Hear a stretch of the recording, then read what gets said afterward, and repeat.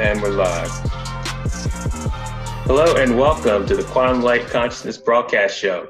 Today we have our guest, Geraldine Orozco. Now, Geraldine is a certified stress management meditation instructor with her company, Bay Area Meditation. After her shamanic training in 2008 and her awakening in 2009, she's able to actually see the multidimensional energy body, facilitate deep and connected healing guidance for every person she works with. And she focuses on the integration of the multidimensional energy body by connecting to source energy and breaking contractual agreements and clearing blockages. She also trains her clients to reprogram their DNA to lead the reincarnation cycle.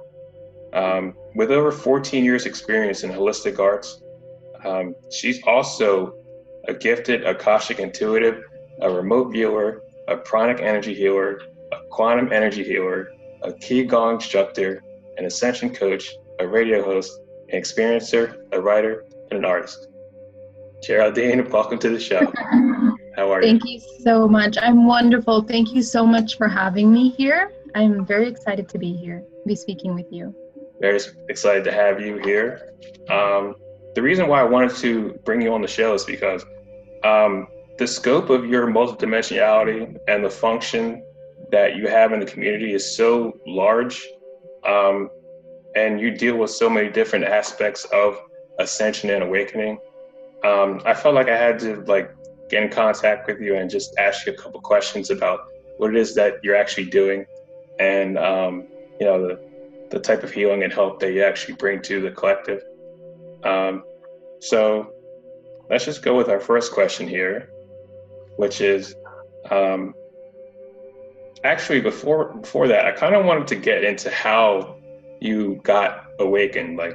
I saw on your website, you had an awakening in 2009, and then sometime later, that advanced, it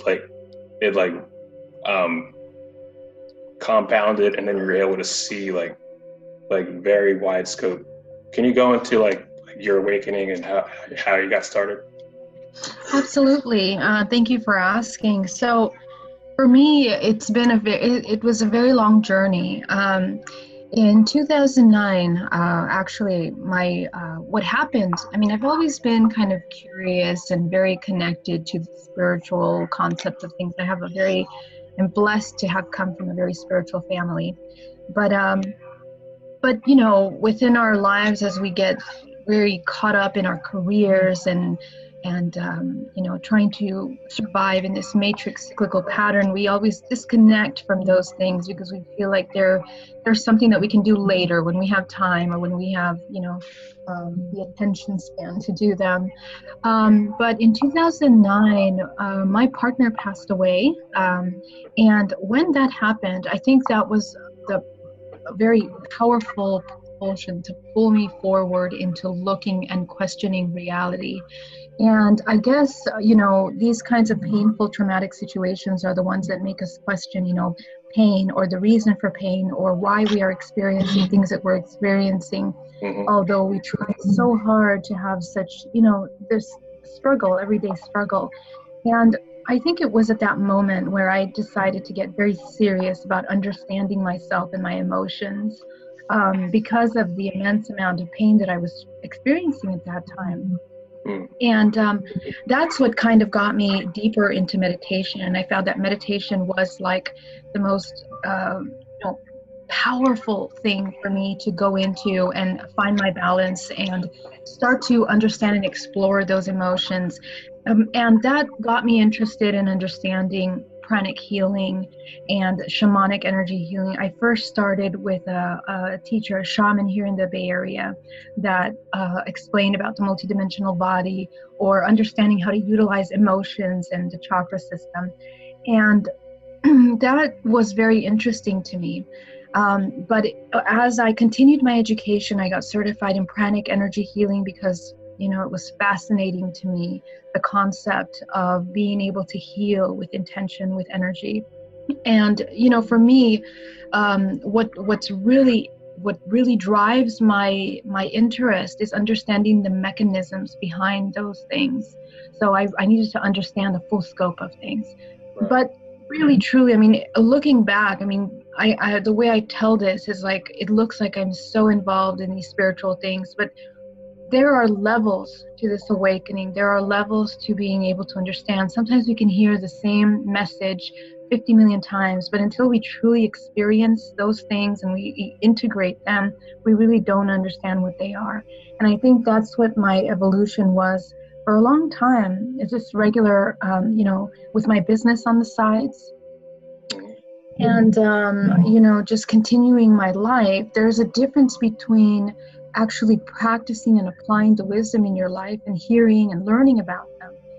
And what really took me to the next level was in 2013 when I had a contact experience with extraterrestrials that literally took me out of my home, my bedroom. And it was an absolute paradigm changing experience. I was literally taken on board craft and introduced to my hybrid children. And, it was such a vivid, impactful memory that, experience that the very next day, waking up upside down at the end of my bed, completely, my bed was open, and just coming back to reality from that experience changed everything for me. Because the next day or 2 days later, when I saw my client, my meditation client, I could see their entire multidimensional body. Wow. And it was as if this experience had activated in me, obviously my DNA, activated aspects of myself to be able to see information beyond the physical. And so at that point, I was really directed into truly understanding all of the things. And obviously it was like perfect. All of the things that I had learned up until that moment now were visible to me. And it was the level of understanding was so deep, understanding how energy flows into the body, the consciousness, how that consciousness is kind of integrated in the body. And all of that took a step even further years later in 2017, when I finally got my regression with Alba Weinman. And at that point in 2017, I had made the decision to completely change my life. I decided to end my relationship that I was in. I decided to sell my business and get out of the event planning industry, which I was in, and completely dedicate myself to understanding what was occurring, because it was so important. And it was after Alba Weinman's regression that made me understand things, and it opened the veil further. And I think that I had reached a level where I was literally dedicating up to 4 hours a day to meditate and working through the destruction of all of these cyclical patterns of the patterns of belief systems that were hindering my true integration of who I really was. And that's really where the work, and it's been a long time coming. I could say that began in 2009, but the real work happened in 2016, 2017. And, as you open yourself up and as you see the structure of our reality through the regression, that's when things became crystal clear to me. And of course, everything is through your own personal filter and your own perception. But there are certain laws of the structure of the universe that we are becoming aware of. And, the fact that I was able to experience that helps me identify it in other people, helps me identify the process or the level of their understanding and where they're at, and provides support from that perspective. So that's my story. That's how it happened. Right. That's amazing. That's honestly incredible, because you hear so many things happen to people with abduction experiences and how things have gone wrong in those experiences. It kind of is a breath of fresh air to kind of hear somebody have a positive experience and have that actually change their life, where they're actually monumentally building up into a shift into the collective, where they can actually make a huge difference and actually help more people and actually see what is going on with people and change the programming that has been controlling the masses for so long. My first question for you, Geraldine, is you talk about DNA reprogramming. What exactly is it, and how does it help an individual heal and become more awakened? Yes, thank you for that question. It's so important. And I just want to point out one thing, going back to the comment about ET contact. I speak a lot on this topic, and it's very important to me. And, because it's so important, that's really one of the biggest reasons why I changed my life, to dedicate myself to that. And I mean, ET contact is it's a large topic, and there are good and bad experiences always. My experiences haven't always been good. I'm a lifelong abductee, but I think it's when we raise our frequency, when we start to detach from the matrix, that we are able to connect with these interdimensional beings, these extraterrestrial beings. So I guess your level of understanding and comprehension and activation will dictate the kind of experiences that you have, obviously. Right. Yeah. And that kind of takes us, into the concept of DNA reprogramming. What is DNA reprogramming?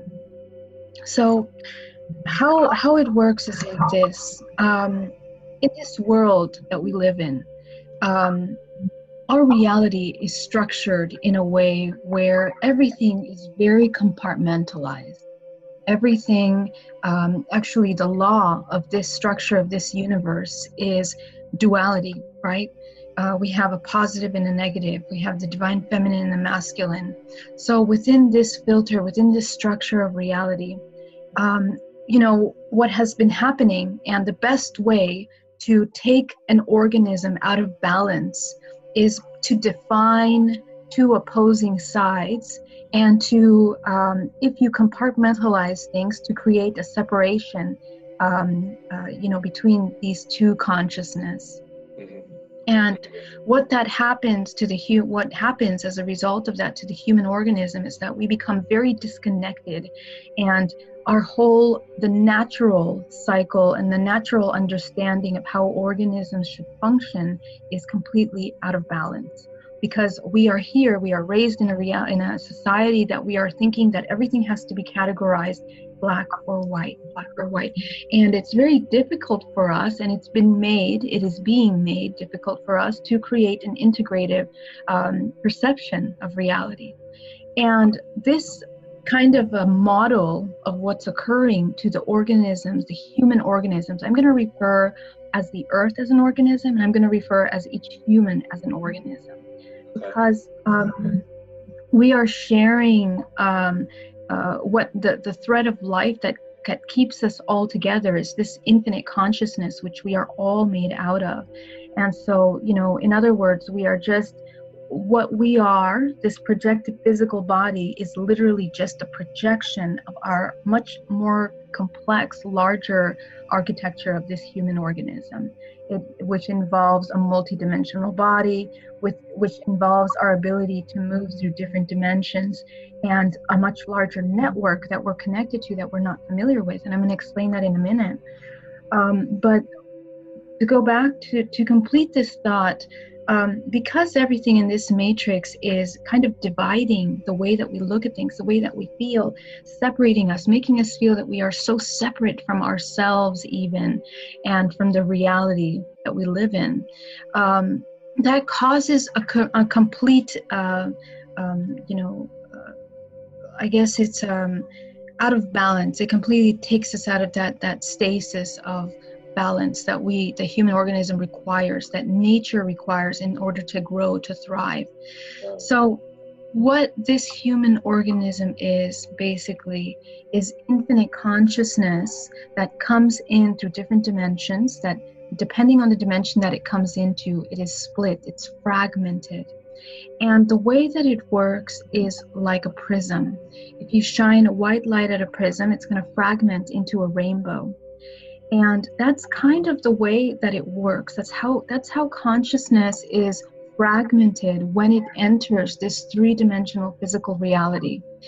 And there are many streams of those consciousness which are making up our human organism. So my individual human organism is a stream of consciousness that's fragmented.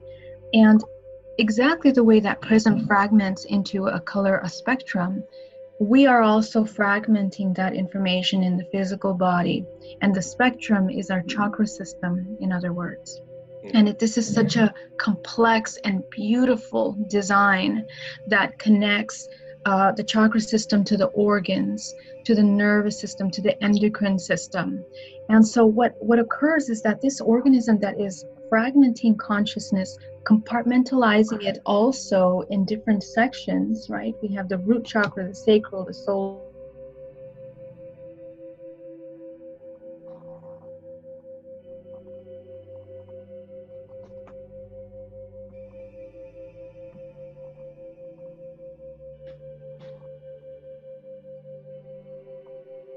To the experiential life that we have within our families, within our society, within our network.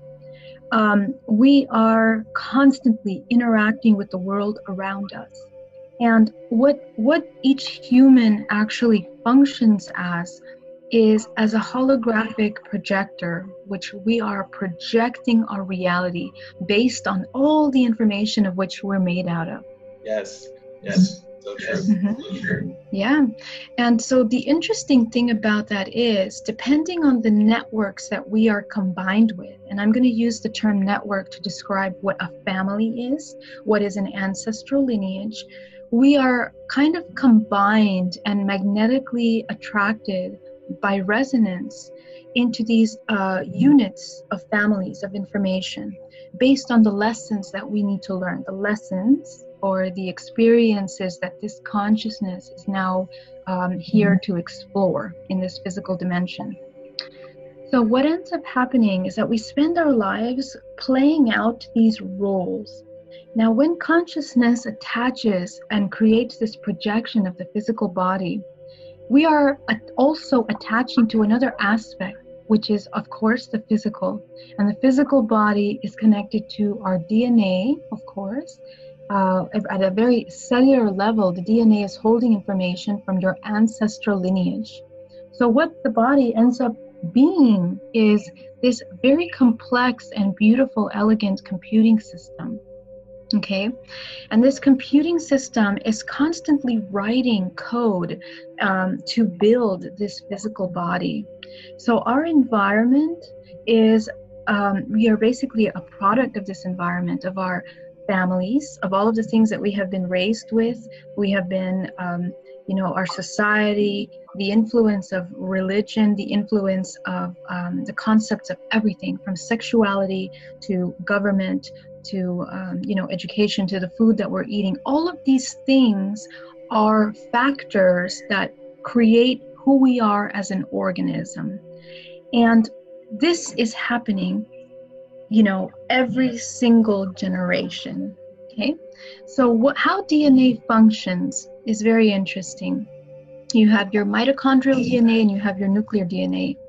And it is the mitochondrial DNA that is passed down through the mother's lineage, which is an aggregate copy. It's like a photocopy that stores every single one of those generations in your DNA. So what happens to the human body, what science is just coming to understand now, is that DNA is this holographic storage system which stores in real time other timelines and other ancestral connections that are occurring not only simultaneously, but we are accessing that information as we live through it, as we experience it in this timeline. So a way to look at this, an easy way to picture how this is to picture a spider web. And you are at the center of that spider web. Right now, I am at the center of this spider web. That's where my consciousness, my active consciousness is. Now, this spider web is also connected to many other, little connections in that web. And each one of those points, those connection points, are fragments of myself. everything in this universe or in this dimensional timeline works in the model of a fractal. Okay, so we are all fractals of everything, down to our molecular level, to the most largest macrocosmic concept of our reality. And the more that we look at ourselves and we understand how the functions of this matrix operate and our interaction with them, the more we're going to realize that. And it's really important to understand that, because what that means is that as a conscious being, wherever your attention is focused on, it is shifting and changing in real time all of the things that are connected to you in a larger network of things. Okay, so I'm gonna return to this explanation of a spider web, that you are at the center of it. So let's say you're experiencing a traumatic experience right now. What is occurring is that through that pain that is triggered, that pain is triggered because, not because of what is occurring there in that moment. It is accessing from the filing system an experience that has previously happened, that you have experienced. And it's not limited to this immediate lifetime. It can be experiences from other aspects of yourself. You can experience trauma in other, it's what we call more commonly as past lives. But really, I don't believe in a linear timeline. Okay, we're going to go back to this concept of the web. We are accessing one fragment of yourself, which is left in another timeline in which you experience this similar trauma. So we access the consciousness now, it goes in the filing system of this web and accesses that information, and you are playing through the roles, the learned experiences, the learned processes that you are pulling from those past experiences. So this is how the human organism works, and it's very interesting. And the reason why it's so important to explain this when we're talking about DNA reprogramming is because, as you can see, all this information, all of the trauma that occurs to the human creates fragmentation. The way the prism is fragmented when it comes into this dimension, the same way that trauma causes fragmentation of the soul, literally, of this infinite consciousness. And one of my belief systems, which is something that I have seen, is that in this matrix that we live in, that is one of the ways that we are experiencing and operating right now. We are being fragmented in many ways, because when you fragment something, it becomes embedded, it becomes entangled further in this web-like creation that we live in as an organism. And it's those traumatic situations, it's that fragmentation that we can refer to as contractual agreements. I know in the spiritual community we hear the term contractual agreements.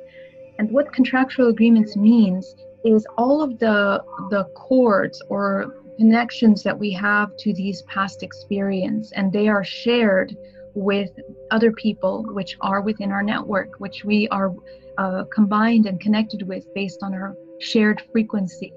That means that we have experienced similar trauma, and because everything has a cause and effect, you can look at it almost as if that is the positive, this is the negative, that's the cause, this is the effect. So all things require this kind of connection. This is the model of how we are interacting with our reality. Right. So DNA reprogramming focuses on accessing those trauma points, opening those memories up, and reintegrating the fragments. And this occurs at the cellular DNA level, because when you are transforming those experiences, when you are understanding them, you dissolve and you change basically the coding that is there in that experience, and then that is now a part of you. Okay. All right, so you said so much there. I kind of want to go back into what you were talking about as like the holographic projection of consciousness, because the deeper you go into your own consciousness, it kind of becomes evident that everything is basically based off of fluid dynamic, and everything is a projection of like light itself. And going into that, you kind of get into how DNA is basically like the tapestry of consciousness. Like you can't really have, like you can have space and then you can have light. However, you gotta have like a creator to actually embody that. So without like DNA as like that tapestry or that spider's web, as you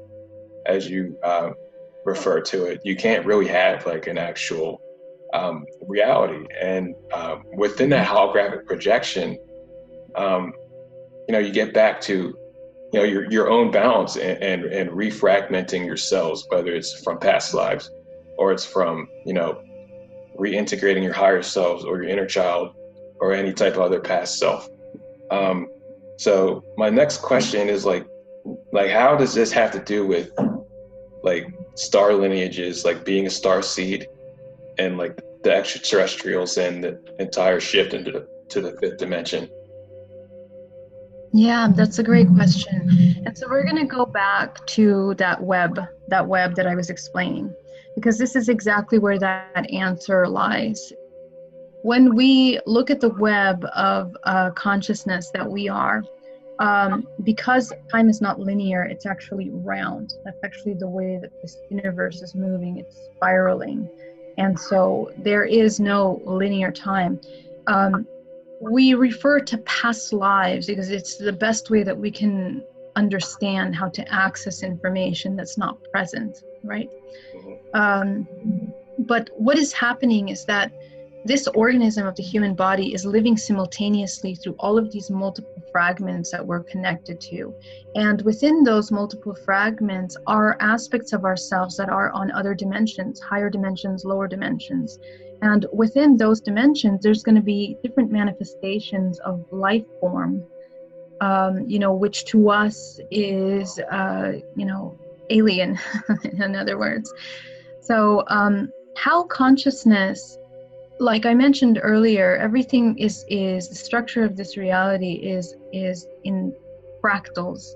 So even the species that have evolved in this matrix multiverse are also organized within a range of consciousness, high frequency and low frequency. And so in this range we have different species, different ranges of consciousness, which have different manifestations physically and also multidimensionally, and with their information, their intelligence.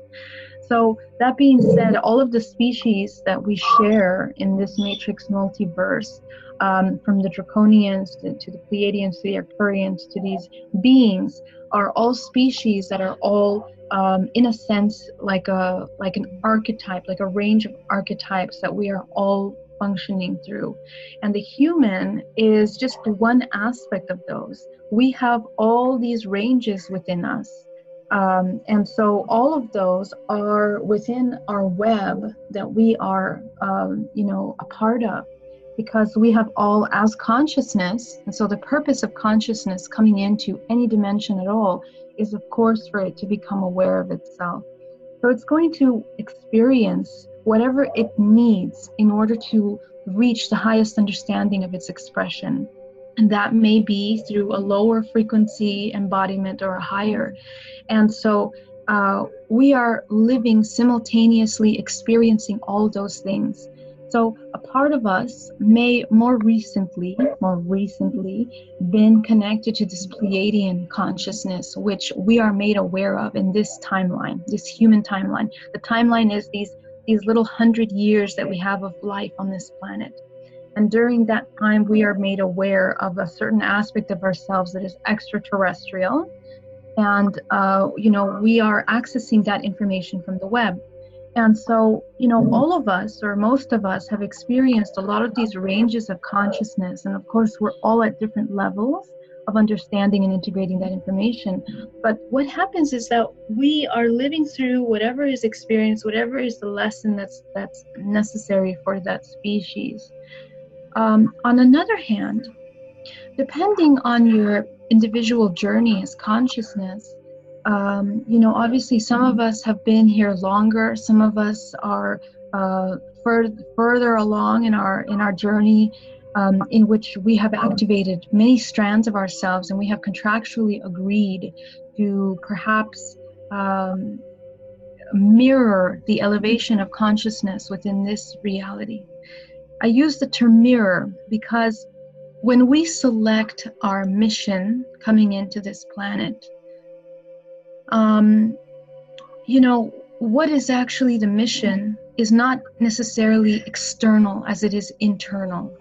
We think that people's missions are a result of their evolution, but the entire process of that lifespan in order to come into a concept of a mission is really the mission itself. The evolution of that consciousness to come into awakening in order to provide any kind of support at all for any other organism is actually the most important aspect.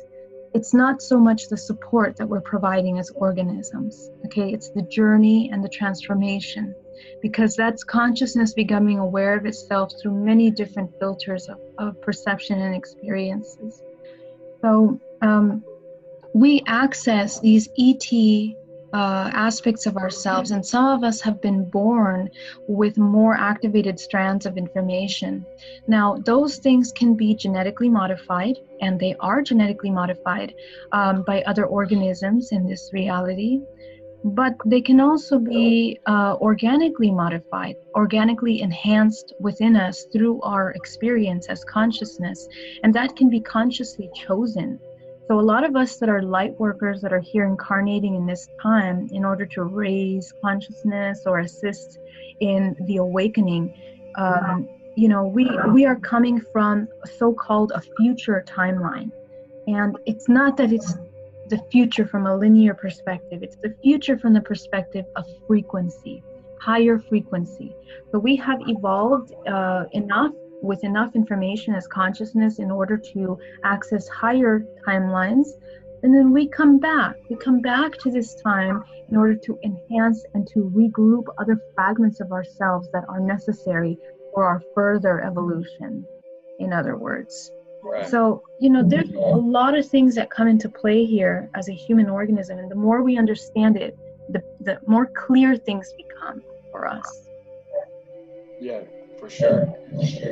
Some of the things you said is what I wanted to comment on is being activated and having more strands activated than some other individuals on the planet, and it's that is elevating from the generations that are born, from the years that pass, and you can kind of see it just based off of the kids and how they're brought up. If they're brought up in a balanced household, they're going to excel. They're going to basically outclock, what is going on around them, and then they're going to get very good at what is going on, just based off of my experience, seeing my cousin's children and seeing what they're doing, and actually being able to see them from a soul perspective. They're on another level, on like a mini golden child Buddha level. It's actually awesome. And all these things, I feel it conglomerates into the shift into the future, which is basically as you said, just a higher frequency, and the highest frequency is always going to win out, no matter what. And so I guess that brings me to the next question is with all these healing modalities out, in the spiritual community, and being able to, get recalibrations and angelic attunements and Reiki classes, why do you do holographic chakra realignment, and why is it so important? Mm-hmm. Yes. I want to add one thing to what you just said right now. I feel like it's really important because, you were just mentioning that, you know, the higher frequency is really what's dominating our you know, our evolution and everything. But I also want to mention something that happens in our spiritual community is that we want to again become this very matrix programmed reptilian brain, where we want to organize things and we want to categorize things in black or white. And what we tend to do is we say, this is high vibration and this is all I'm going to be, and this is low vibration and I don't want to be that. But, you know, something that I'm also coming to understand further as I integrate things is that really we have to step away from any kind of dualistic mentality where we think that black is black and white is white. As consciousness, as infinite consciousness, the only purpose that we're here in this organism is to become aware of itself. And in order to become aware of itself, we must experience high frequency and low frequency. So it's not that one is better than another. It's our individual journeys through those experiences that help ourselves as a collective consciousness become aware, right? Knowledge is power, and we are evolving collectively through all of those experiences. So I just want to add to that, because sometimes people are like, oh my God, I have to be high vibration and nothing but high vibration. But, you know, we are so fragmented as organisms right now that it's a process. It's a very deep process to be able to come into that full integration. And that's what is valuable in this time. So I'm going to go to the answer of holographic chakra healing. And this is something that was activated in me after a near-death experience that I had last year in May. You say a year now, or 2 years? No, it's a year now. And, you know, when I had that near-death experience, it's almost as if it activated yet another level of my ability to kind of see things, to see and understand this structure of reality.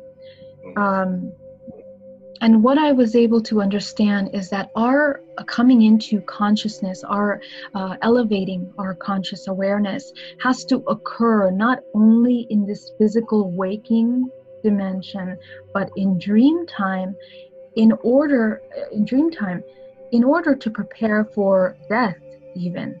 Because even in death, we are still active consciousness, and the more aware this organism is conscious, it'll be able to become aware of how it's navigating those dimensions. So we have to become masters of dimensional navigation. In other words, we have to be, and that happens through consciousness, right? If you are aware of yourself, if you're aware of all of your functions and how everything is, if you're presently actively working with your environment, in dream time, you're also going to take, that's also going to, you're also going to function in that manner in dream time as well. As in lucid dreaming, you become aware that you're dreaming, you become aware of what's occurring. A lot of times we're healing, we're operating on multiple dimensions. And those dream time is actually one of the most important aspects of our becoming aware, because that's where a lot of things happen. The way we translate those experiences can be in silly dreams, like seeing a clown with a ball or a dog or something, you know, very simple. But what's actually happening there is actually very important. And it's not the human filter, the imagery, it's what's occurring there energetically. And so the reason why I'm talking about that is because all of this information is originating from the programs and the information that we have stored within our chakra system. Because once again, chakra system is kind of like the navigation map for this human organism in this dimension. The first three chakras are connected to this physical dimension. They are the sensory system, the emotional system, the creation, manifestation systems. And they are what rule how we will interact and what we are going to project into this reality.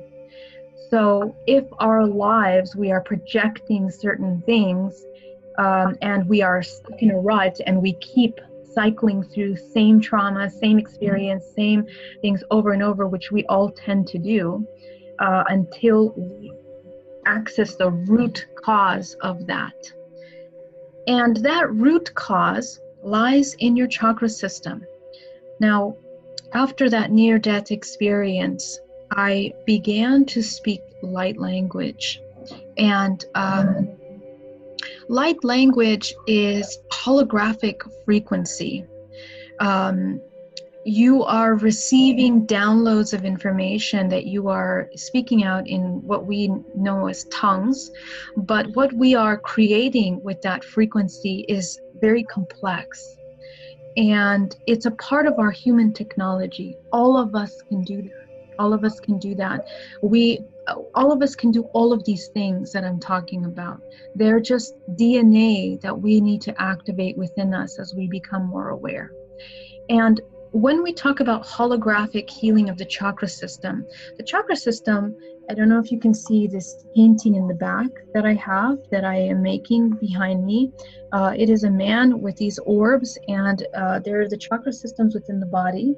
The chakra systems look like these, they are vortices of energy. And the vortices comprise of little dots of information, almost like what we can think of like little cells, little molecules of information. Each one of those molecules are little nodes that hold massive amounts of information. And this information is grouped in this vortex based on its frequency. That's how information is organized within the body in a chakra system. So what happens is that all of these informations are things that we need to access, we need to understand in order to understand our pain bodies, our traumas, how and why we see the world the way that we do. So because I can see the structure of these vortices, I understood a couple things. I learned about some things that is not quite common knowledge. So these vortices have two sides. They have the feminine and masculine, the front and the back, and they are like plates. They're plates of dots. I want you to visualize plates of dots, okay? And they are spinning fast. And each one of them, depending in which direction they're spinning, will either be either positive or negative charge, or receiving or giving. And that kind of defines the information that is being processed through those vortices. In addition to that, each one of these little dots of information that we're holding on to is connected to a multitude of information that is accessing memory from this lifetime and other lifetime. So when we work with the chakra system holographically, I access, first of all, blockages are manifested in the body connecting to these points of emotional information. So let's say your husband left you, and now you have this very tremendous pain body. So your information is going to be mostly in the heart center, in the solar plexus, and in the sacral chakra. Those are going to be your access points to this information. And I think you can kind of understand, if you know how the chakras work, we have the heart center, the emotional body, and the sexual body. So those are the main access points to the information that are connecting to this other person. If we don't clean up that information, if we don't cut the cords that are sustaining that information from you and the other person, we are constantly bouncing back and forth these negative programs at each other. And not only does your every exchange with that person come through that filter, but your next relationships are going to be based on that frequency as well. And this is why a lot of us come into these relationships where we're dating the same person over and over again. So cleaning the chakra system is important. When I look at the chakra system, sometimes the chakras, when there's trauma, will be out of the body. Sometimes they will be enlarged. Most of us walk around with chakras that are completely out of balance. And just like frequency, the range of how the chakra is functioning in your body will dictate what is managing your perception. So if you have your root chakra wide like this, open, out of balance, all of your programs and all of your interactions are going to come from that filtration system. So what we need to learn is that we have the ability of controlling this information. So we bring them back, literally, we move that energy back into balance in the body. So that's what working with the chakra system is about. And this is work that has to be done in real time, in the present moment, all the time, because we want to become present, right? We want to become conscious. And it's in the present moment that the body has subtle interactions, subtle reactions to the things around us. So this is a great way to catch those trigger points that are happening and heal them in that moment. So as you can see, I'm kind of explaining in a little bit bigger terms why it's so important to clean the chakras and holographically remove those cords, blockages that are there within that space and rebalance the chakra. And what I'm here to do is just to train you how to do it, to train you how to see it, to train you in knowing what to look for in the body and focus on that and heal it. Yeah, awesome. And I feel like a lot of it has to do with just an accumulation of a lifetime of dealing with individuals who you may have dealt with in an unconscious fashion, and then not understanding that like you're basically like converging energy with people who you are in platonic relationships with, like basic friendships with, romantic relationships, or just somebody you see at the store. It's kind of like these types of energies always have some type of connection point based off of, you know, how open you are, or how well you know your own energy, and well enough if you understand that you basically have to shield. If you're an empath, you have to shield. There's no way around that. Like, and then like, getting into that's so important. Which is why I asked, like, why it's so important, because you know it's important, and more people need to know that. Like, you know, getting into that level of awareness, just understanding a chakra isn't round. First off, it's a vortex, and that vortex holds information, kind of like a disk drive, like basically like a little singularity.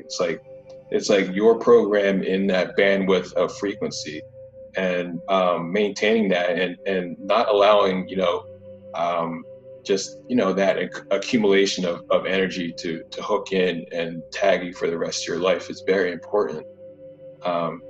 So I guess I wanted to ask like a basic question on like what's going on in science today, like how scientists, just your thoughts on it, like how scientists have labeled, you know, the DNA, how they see it, how they understand it as 98% of it as junk DNA. Like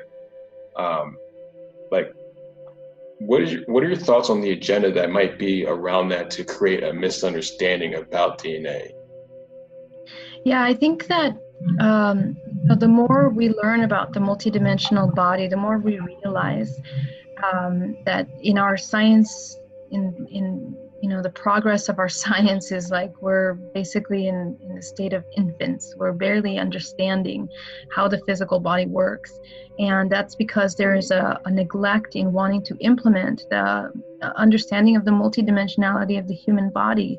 And that's a big mistake, because you're missing out a tremendous, a very imperative aspect of our structure of the human body. You know, we want to separate the two, science and what we think is the etheric body, the spiritual aspect of the body. And you can't, again, we talked about this compartmentalization, separation of all things. That's what's happening. You know, in order to have integration and complete understanding of something, you have to look at all of its parts. And what science is doing is omitting that very important aspect, because they don't have a way of explaining it, or a way of showing it in terms of science, which they can understand through their very limited, filter of understanding. And but now science is the science is there. There's no question. We have a scientific explanation for all of these aspects. I think what causes the friction is the division within the science and health and medical industry, wanting to look at the quantum aspect. The quantum physics is really the bridge to the gap that we're trying to integrate here, because understanding the quantum physics of things and the way that the mechanisms of how quantum works in our reality is so important to understanding those parts of consciousness that are driving all of these physical mechanisms that we have within the body. Now, DNA, here in Silicon Valley, Stanford, Berkeley, they're already, there's companies here in the Silicon Valley that are already utilizing DNA as a model since the 80s to be able to store massive amounts of information. And it's been done. It's already been done. As a matter of fact, what the science is showing, that in 1 teaspoon of DNA, of blood, basically, you can hold, what's that? What would you call that? Like, you have a DNA, like, liquid, like, how would they implement the information into, do they take the strand and then liquefy it? That's what they do? They take strand and basically they are accessing the writing for the protein of that DNA, right? So it works just like a computing system. It is just writing the program, writing the code. And if you understand how to translate into that code to a language that